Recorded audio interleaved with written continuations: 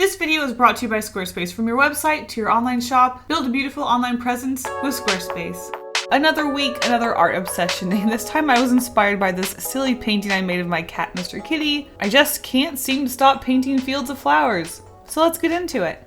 So this obsession all started when I just wanted to create this really vibrant and abstract piece of artwork with blending a bunch of greens and blue-greens together, just playing around with the texture of the brush, just making a lot of strokes, making it look like grass, throwing my adorable cat in there inspired by his fresh new haircut, and then putting just a few flowers in the field just to add a little bit of color, a little bit of pop, and that was that. Or so I thought it was until it became yet another flavor of the week art obsession of mine, and I started to create pieces that had more and more flowers. I wanted to add a little bit more of a pop of color. I started to add rocks, characters, and basically it's just become yet another therapeutic art piece for me, and this is the result. I love creating these fields of flowers, and that's it. That's the video. See y'all later. No, I'm just joking. I actually posted a little snippet of me working on the flowers for one of these pieces, and there was a lot of interest on TikTok on how to do the grass and other elements of the piece. So I thought I would make a video just showing a little bit more details and just a little bit more of the process of the piece. So as you can see, to make the grass, I just mix all of my greens into one palette and gradually just mix them together as I work, sort of focusing the dark shades in one area, fading it to light areas. When I went into the first piece ever, I just wanted blocks of color. I wasn't worrying about blending or having them gradient in any sort of nice way. But as I started to work on these pieces as if they were supposed to be a field of flowers, I started to focus more on sections of the piece that had darks together and sections that had lights together. It just makes for a more cohesive sort of light and shadow sort of thing. I'm still approaching these pieces with a bit of abstract inspiration, but I do think it looks a lot more nicer and organized when the lights and the darks sort of fade together in chunks. So that's the grass. Let's move on to Mr. Kitty. So as I work on the details in the grass, I add the elements like the rocks and cats and creatures, anything else as I go, just to make sure that there's a nice smooth border where the character is on top of the grass, and also where the grass overlaps the character. I want to make sure that I draw the character when I'm ready, which is when I get to the layer where it would be overlapping the character. I've been working a lot with acrylic gouache lately. I have never really practiced gouache too much. It's something that I've always wanted to get better at, but it wasn't until I started to work with acrylic gouache that I really felt a lot more comfortable using gouache. I don't know what the difference is. I mean,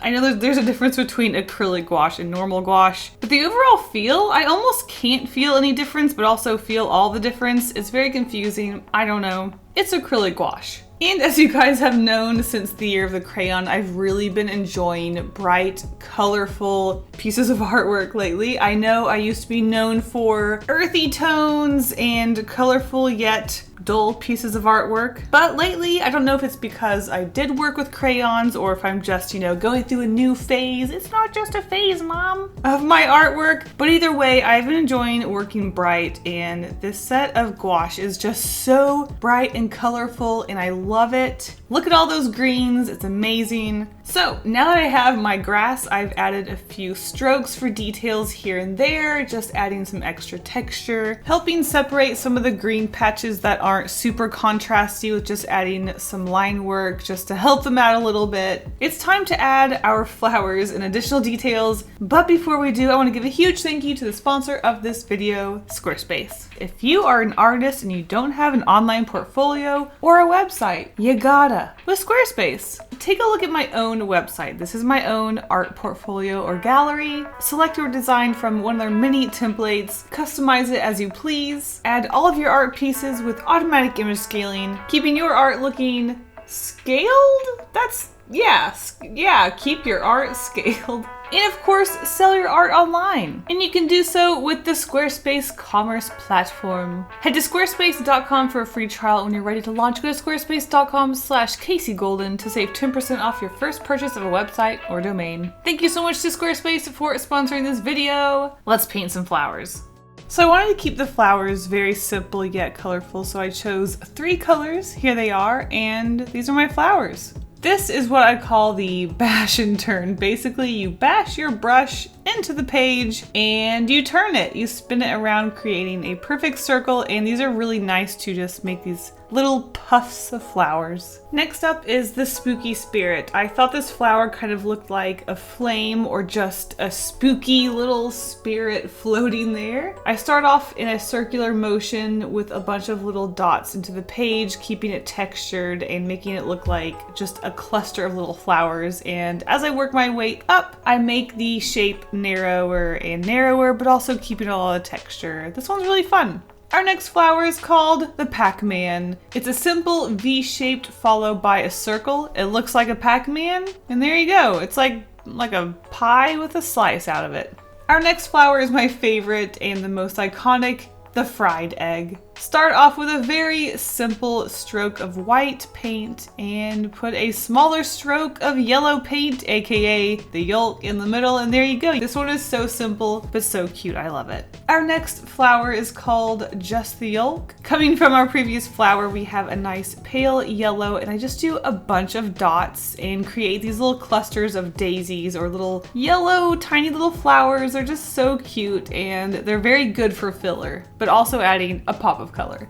And our last style of flower is egg whites only. This one is just like the fried egg flower, but a lot smaller and no yolk. So there are our style of flowers, and at this point I just fill the whole page with flowers, keeping it kind of random, sort of keeping a pattern, working my way from the bottom left to the top right of the page. I like to keep a spot here or there that has a little bit less flowers, just to sort of keep your eye moving with the flowers, but also giving it a place to rest. I do like little clusters and spaces that are less clustered. After I filled the whole page with flowers, I go back and add additional details, just a little bit of shadow to keep the flowers not super flat, adding a little bit more of color, a little bit more of contrast. And additionally, I do give the flowers little stems just to make sure they don't look like they're completely floating in the middle of nowhere in space, just to tie them into the grass. I also don't really worry about having them look like they're in the grass, just throw them in there for extra detail. Just a simple line for the stem, add some leaves if you'd like additional details. And that's it. That is our first field of flowers painting. Super simple, just adding these really simple details in clusters makes it look really busy and detailed, but with minimal effort, to be honest. I love them.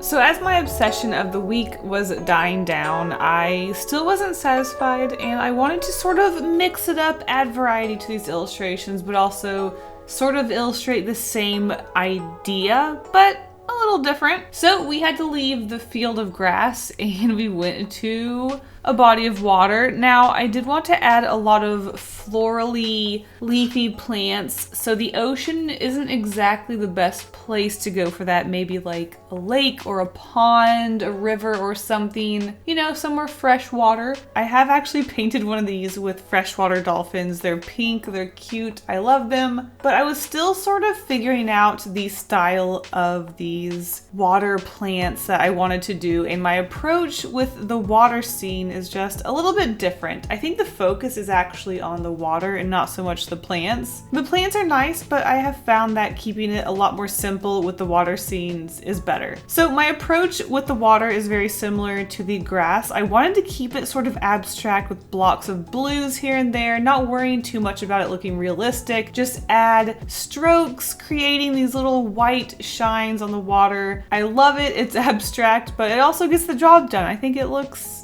like water to me. Adding a few lines here and there just to show the movement in the water, it was time to move on to the star of the show, our cat. I seem to really like to draw cats in these scenes, and being a water scene, I had to draw a mercat. This little guy is so adorable. I love him. Because the majority of this painting is already blue, I thought the perfect color for our catfish would be orange. That way we have a lovely complementary color. I kept the little cat cream. I was thinking about making him white, but I didn't want him to compete with the shine of the water. It was already so white. I didn't want him to hide, so I added just a little bit of a cream color. And once I added the yellow eyes, I realized that the yellow was sort of getting hidden in the cream color of the fur, so I did decide to make the eyes blue. I was a little worried that they would also sort of blend into the background, but I think it was the perfect color. Adding a few more details to the water, like the rocks reflecting off of the top, it was time to add our water-based plants.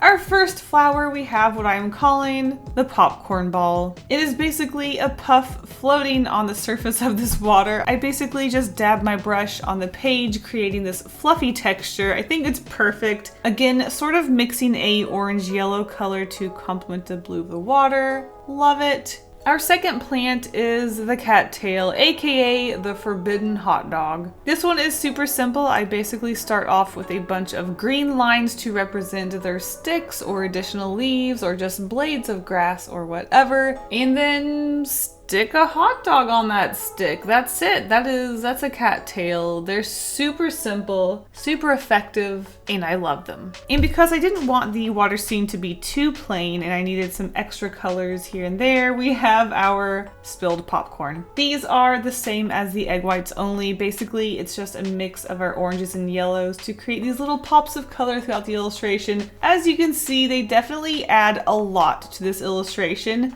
I do really like the water scene being really plain, but the additional complementary color of that yellow-orange is just, it's great. I definitely feel like I probably could have added a lot more grass into this piece and just really went for it, but I think I was kind of afraid of ruining it. Like I mentioned, this is only my second time doing a water scene, and my first one I felt like just wasn't quite right. So going into this one, I wanted to stop before I ruined it. Of course, adding additional shadows to our plants, just making them a little more colorful, a little bit more textured. And that is it for our water scene. This one is super simple, but I love our catfish. He's super cute. This piece is super colorful.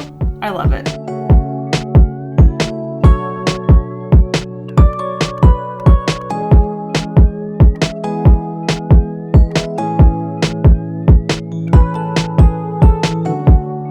A huge thank you to Squarespace for sponsoring this video. Go out there and get yourself a website, and thank you so much for watching this video. I'll see you guys in the next one. Bye.